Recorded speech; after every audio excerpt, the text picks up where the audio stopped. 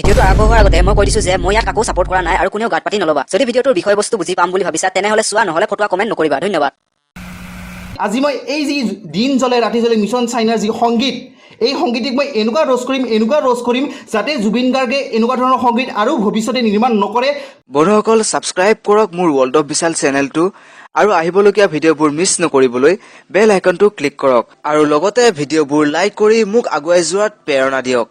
নমস্কাৰ বন্ধুসকল, পুনৰ স্বাগতম জনাইছো মোৰ অন্য এটা ভিডিঅ'লৈ। বন্ধুসকল, আজি মই ৰাতিপুৱা অসমৰ বেলেগ এটা ফকটীয়া গানৰ ওপৰত ৰোষ্ট কৰিম বুলি ভাবি স্ক্ৰিপ্ট লিখিব লৈছিলো, কিন্তু তেনেকুৱা সময়তে মোলৈ লিংক এটা শ্বেয়াৰ কৰিলে মোৰ এজন বন্ধুৱে আৰু অপেন কৰি চোৱাৰ পিছত দেখিলো যে সেই অজগৰ ভাইয়ে পুনৰ ৰোষ্ট কৰিছে জুবিন দাৰ ওপৰত আৰু এই ৰোষ্টটো আগতকৈ বহুত বেলেগ ধৰণে কৰিছে। তো বন্ধুসকল, মোৰ দিমাগটো অলপ বেয়া হৈ গ'ল। তো বন্ধুসকল, আপোনালোকৰ পৰাও পাৰ্ট 4 বনাবলৈ বহুত ৰিকুৱেষ্ট আহিছে, এইবোৰ চাই লওক।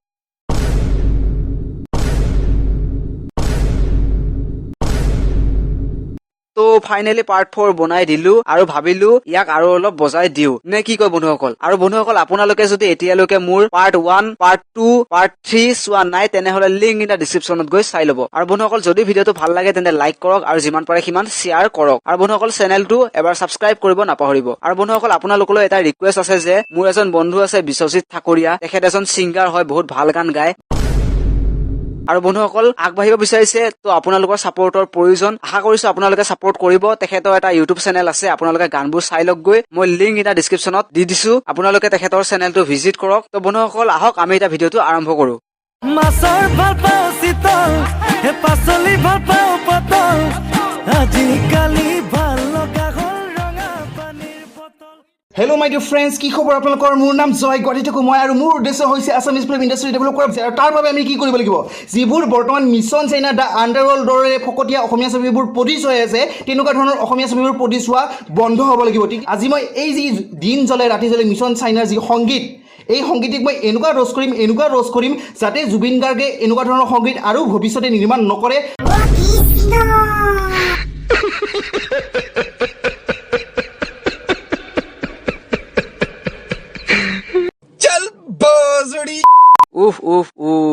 আকৌ এই ফকটীয়া কাম নোহোৱা গুৱাহাটীয়ে ডাইলগ মাৰিলে এই ভতুৱাটোৱে। আৰু কি কলি তই? মিছন চাইনা, দ্য আণ্ডাৰৱৰ্ল্ড এইবোৰ ফকটীয়া চিনেমা। চালা মক্কেল, ফকটীয়া উলংগ গানবোৰৰ ওপৰত জনসাধাৰণে কমেন্ট কৰাৰ বাবে তই কি বুলি গালি দিয় জনসাধাৰণক চাই ল। এইবোৰ তোমালোকৰ সভ্য আচৰণ, এইবোৰ তোমালোকে অসমীয়া যুৱক হয়, লাজ নালাগে এনেকুৱা ধৰণৰ কথা লিখিবলৈ?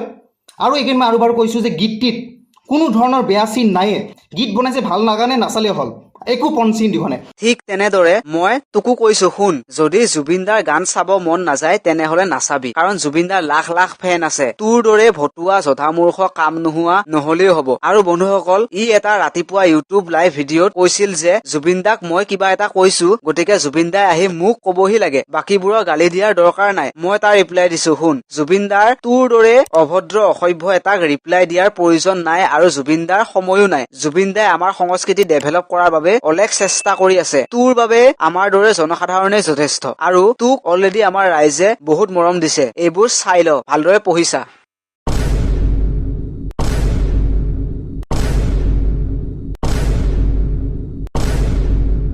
আৰু অজগৰ ভাই, তোলৈ এটা ভাল উপায় আছে, তই অলপ ওলোৱা সোমোৱা কমকৈ কৰিবি, কাৰণ যদি কোনোবাই তোক চিনি পায় তেনেহলে তোক গৰু পিতন দিব, সাপ মাৰা দিব, তোৰ চেহেৰা সলনি কৰি দিব। আৰু তোৰ যিহে অজগৰ, আমাৰ বাই ভনীক বাটলৈ পঠিয়াবলৈ ভয় লগা হৈছে, অলপ চম্ভালিবি অজগৰডাল।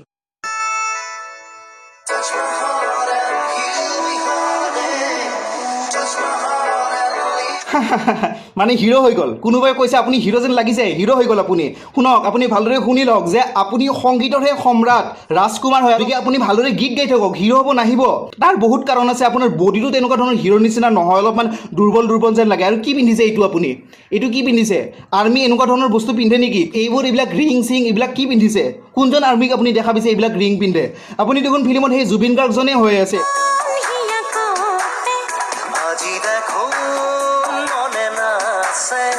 কি দেখুৱাইছে আপুনি এইবোৰ? মানে ৰয়েল এনফিল্ড, সেই ৰয়েল এনফিল্ডৰ জামানা গ'ল। আপুনি যেতিয়া 21-25 বছৰীয়া আছিল তেতিয়া এখন ৰয়েল এনফিল্ড ল'লে, মানুহে কৈছিল বাপৰে বাপ সিংহ আহি আছে। এতিয়া সেই ৰয়েল এনফিল্ডৰ দাম নাই, আপুনি কি ৰয়েল এনফিল্ডৰ হিৰো দেখুৱাবলৈ আহিছে? চবেই আজিকালি ৰয়েল এনফিল্ড চলায়, লালু পাট্টু চবেই ৰয়েল এনফিল্ড চলায়।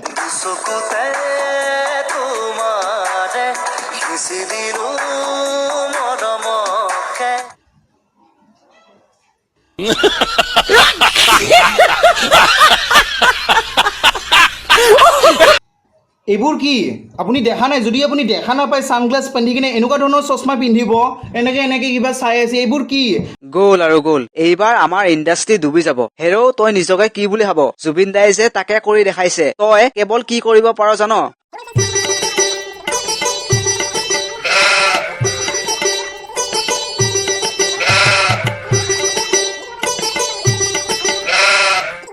কেৱল ভুবুলা ছাগলীৰ দৰে পেল পেলাব জানো আৰু তই কোনখন চিনেমাৰ এক্টৰ আছিলি 2 পইচাৰ অকাত নাই তোৰ আৰু তোৰ বৰ কথা জুবিন দাই যে এনফিল্ড লৈ গান বনাইছে তোৰটো চাইকেল লৈ বনোৱা আৰু অকাত নাই যথা মূৰ্খ কৰোবাৰ আৰু তই যোৱা ভিডিঅ'ত কি বুলি কৈছিলি কাৰণ জুবিন গাৰ্গে মানুহৰ লগত কথা ক'ব নাজানে য'তে ত'তে যি পায় তাকে কথা কয় আৰু কি গীত নিৰ্মাণ কৰিছিল কোনে জুবিন গাৰ্গ হ'ব বিচাৰিব বেলেগ পাৰ্চনেলিটি আছে কিন্তু যিহেতু তুমি জুবিন গাৰ্গৰ কথাই কৈছা গতিকে এইখিনি কৈয়ে দিলোঁ আৰু কি লিখিছে জুবিন গাৰ্গে কি গীত গাইছিল যে ককাইদেউ ছোৱালী চাবি টপিনা ডাঙৰ চাই তেহে বেছি দিন যায় এজন ভায়েকে দাদাকক এনেকৈ কয় নেকি টপিনা ডাঙৰ থকা ছোৱালী এজনী বিয়া কৰাই লৈ আনিবি লাজ নালাগে শুন তই বিহুৰ বিষয়ে কিবা জাননে চালা জ্ঞানী ভদ্ৰ চহৰীয়া সমাজৰ অজ্ঞানী অভদ্ৰ হয় তই বেলেগক গাঁৱলীয়া বুলি হাঁহ ইনষ্টাল কৰ বিহু কেনেকৈ সৃষ্টি হল জান তই শুন বিহু এটা কৃষিভিত্তিক উৎসৱ এই কৃষিৰ পৰাই বিহু সৃষ্টি হৈছে হালুৱাই পথাৰত হাল মাৰি থাকোতে ৰোৱনীয়ে ভুই ৰুই থাকোতে মাছুৱাই মাছ মাৰি আৰু জাকৈ মাৰি থাকোতে কৰা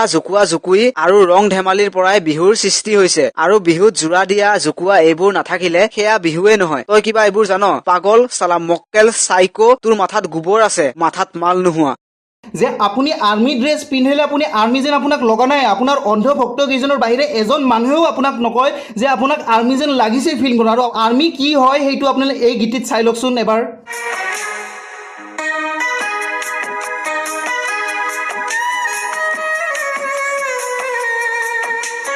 দেখিলে এয়া হৈছে ইণ্ডিয়ান আৰ্মি দেখিছে কিমান সংগ্ৰাম ৱাইফৰ লগত সুহাগৰাত কৰিব আহিছে তাতেও শান্তি নাই আৰ্মিবোৰে তেখেতৰ ঘৰত সোমাই গৈছে নাই আপুনি এইবোৰ কৰিব নোৱাৰে আমাৰ মোদীজীয়ে আমাক কৈছে যে আমি ঘৰ মে ঘুচ কে মাৰ আপুনি বলক তাৰপিছত সুনীল চেত্ৰীৰ এনেকুৱা অৱস্থা হৈছে ভাই অলপমানটো ৰেহেম কৰ অলপমানটো মোক এনজয় কৰিব দে আজি বিয়াৰ মোৰ প্ৰথম সুহাগৰাত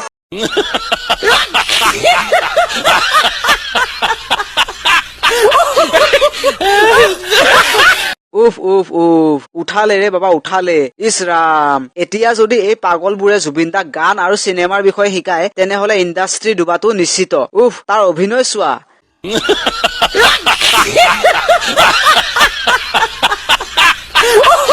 বন্ধুসকল জুবিন দাই তাৰ দৰে এনেকুৱা অভিনয় কৰিছে জানো আপোনালোকে নিজে কওকচোন ই মক্কেলে পাব্লিচিটি বিচাৰি ফুৰিছে ইয়াৰ ৰিপ্লাই আপোনালোকে উচিত ধৰণে দি দিয়ক ই নিজকে বহুত ডাঙৰ মানুহ বুলি ভাবে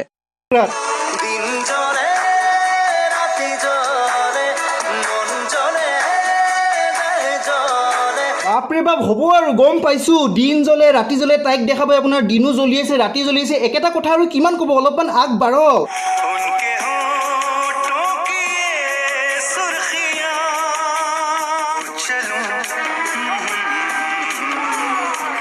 কিমান ধুনীয়াকৈ দেখুৱাইছে কাণ ফুলি খুলিছে কিবা খুলিছে কাপোৰ খুলিছে অবভিয়াছলি ইটছ কমন থিং আমাক সুহাগৰাক দেখুৱাইছে আমাৰ ভাল লাগিছে আমি আৰ্মিৰ জীৱনটো দেখা পাইছোঁ একে ৰাতিৰ ভিতৰত আমি কিমান দেখা পালোঁ ৰাতিপুৱা কাণ দিলে তাৰপিছত আকৌ কান্দি বিদায় দিলে কাৰণ আমি যুদ্ধ কৰিব যাব লাগিব চ' এইবোৰ বস্তু আপোনালোকে দেখুৱাব লাগিব এনে পাহাৰে পৰ্বতে দিন জ্বলে ৰাতি জ্বলে তোমাক ভাল পাওঁ মই তোমাক ভাল পাওঁ তুমি মোক ভাল পোৱা এইবোৰ দেখাই থাকিলে নহ'ব আপোনালোকে কোনোবা যুগৰ পৰা অসমীয়া ছবিত সেইবোৰে দেখাই আছে প্ৰেম মানে অসমীয়া ছবি পাহাৰে পৰ্বতে যাব নাচিব বাছ তোমাক ভাল পাওঁ মই তোমাক ভাল পাওঁ এইবোৰ দেখালে নহ'ব অলপমান আগবাঢ়ক সুহাগৰাত কিবা কিবি এইবোৰ অসমীয়া ছবিত দেখাব লাগিব তেতিয়াহে মানুহে চাব গোটেই মাৰোৱাৰী চাৰোৱাৰী সকলোৱে চাব